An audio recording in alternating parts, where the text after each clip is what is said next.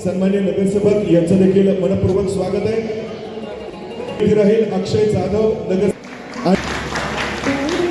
मंचावरील या सर्वच मान्यवर मंडळींचं आम्ही मनपूर्वक स्वागत आहे। सर्वच मान्यवर अक्षय जाधव आणि व्यासपीठावर असलेले सर्व जिल्ह्याचे हर्षद चिकणे भाजप पक्षाचे अध्यक्ष आणि व्यासपीठावर बसलेले माझे वडील, माझे सर्व माता भगिनी, माझ्या सौ आणि समोर बसलेले सर्व माझ्या विलासपूर गोळीबारचे सर्व माझ्यासाठी असलेले एक वेगळं व्यक्तिमत्व, सर्व माझ्या माता आणि बहिणी आणि सर्व ज्येष्ठ सर्व युवक, आज माझा वाढदिवस, मी आता 50 वर्षाचा होणार आहे। 49 वर्ष माझं झालं। माझ्या कारकिर्दीत श्रीमंत छत्रपती नामदार शिवेंद्रराजे भोसले महाराज साहेब आज आले नाहीत। महाराज साहेबांना अचानक दुपारी मुंबईला जायला लागलं, हे मला माहीत होतं। महाराज साहेब दुपारी अचानक एक खूप महत्त्वाचं काम होतं म्हणून महाराज साहेब मुंबईला गेले।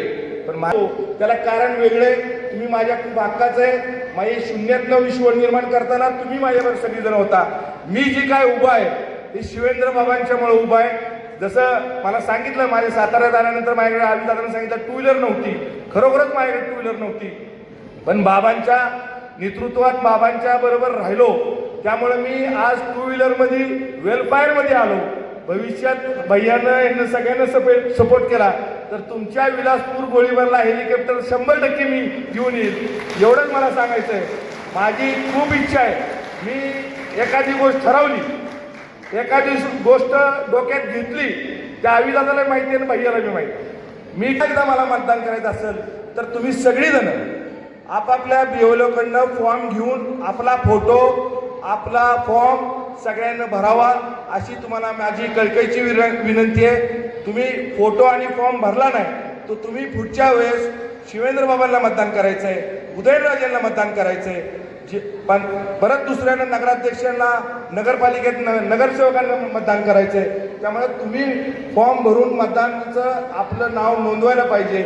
आपलं नाव नाही नोंदवलं तर मतदार यादीत नाव येणार नाही, तुमचा भाऊ उभं राहणार आहे परत एकदा। मी काही थांबत नाही दादा, तुम्ही जी नेहमी म्हणता का नाही थांबायला लागतं, हे करायला लागतं, मी काही थांबत नाही। माझ्याबरोबर माझ्या विलासपूर गोळीबारची जनता बरोबर आहे, तोवर फिरोज पठाण काही थांबत नाही। थांबायचं का आपण? यस, आपल्याला चांगल्या पद्धतीने काम करायचं आहे। माझ्या वाढदिवसानिमित्त सर्वजण आला, सर्वांचे मनापासून आभार मानतो। विलासपूर गोळीबारचे सर्व लोकांचे मनापासून आभार मानतो। ज्या पद्धतीनं मला मतदान केलं, ज्या पद्धतीनं माझ्यावर विश्वास ठेवता, त्या पद्धतीने मी विलासपूर गोळीबारच्या सगळ्या गोष्टीचा, चांगल्या वाईट सगळ्या गोष्टीचा, दुसरी गोष्ट माझ्याकडनं विलासपूर गोळीबारच्या सर्व माणसांचा आदर केला जाईल।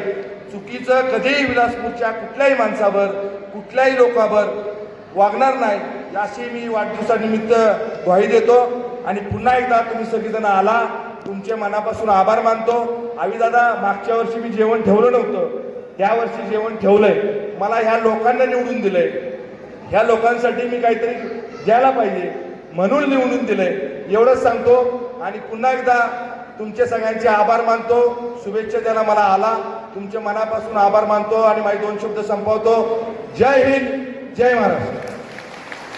वाढदिवस आपण उत्साहानं साजरे करत असतो, पण फिरोज पठाण हे व्यक्तिमत्वच असं आहे की कोणताही सण असू दे तो एक उत्साहात साजरी करायचा, आणि सण कसा साजरी करायचा हे फिरोज पठाणकडनं शिकण्यासारखी गोष्ट आहे। कोणताही सण असू दे, शिवजयंती असू दे, रक्षाबंधन असू दे, दहीहंडी असू दे, कोणताही कार्यक्रम पण त्याची एक वेगळ्या उंचीवर नेऊन ठेवायचं काम हे फिरोज पठाण यांनी केलेलं आहे। आणि त्यातूनच त्यांनी संघटन आणि ह्या गोष्टीतनं सर्वजण आपण इथं एकत्र गोळा होतो, हे एक कौशल्याचा भाग आहे। ही शिकण्यासारखी गोष्ट आहे की आम्ही पण काही गोष्टी त्यांचा आदर्श घेतो सिनियर असले तरी, कारण उत्सव आणि लोकांना कसं जमवायचं आणि कसं लोकांची कामं करायची।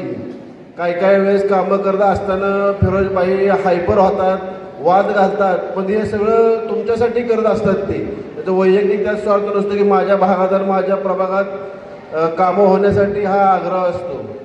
तसं बघायला गेलं तर फिरोज भाईंचा माझा संबंध 97 सालापासून आहे. म्हणजे ज्यावेळी फिरोज पाटील सातारा झाले, आशीर्वाद तुमच्या पाठीशी आहे, महाराजांचं प्रेम तुमच्या पाठीशी आहे, तुमच्या हातून चांगली कामं करत राहतात.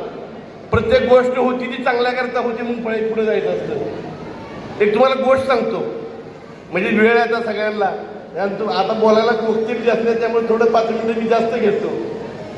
एक राजा असतो भाई, तुमच्यासाठी सांगतो, जी गोष्ट होती ती चांगल्यासाठी होती. काही उद्या तुमच्या ऑफिसवर दगडी मारली ती बी चांगल्याकरता होते. उद्या कोणी काही जातीविषयक बोललं तरीही चांगल्यासाठी, म्हणून पुढे जायचं असतं. जी गोष्ट होती ती चांगल्यासाठी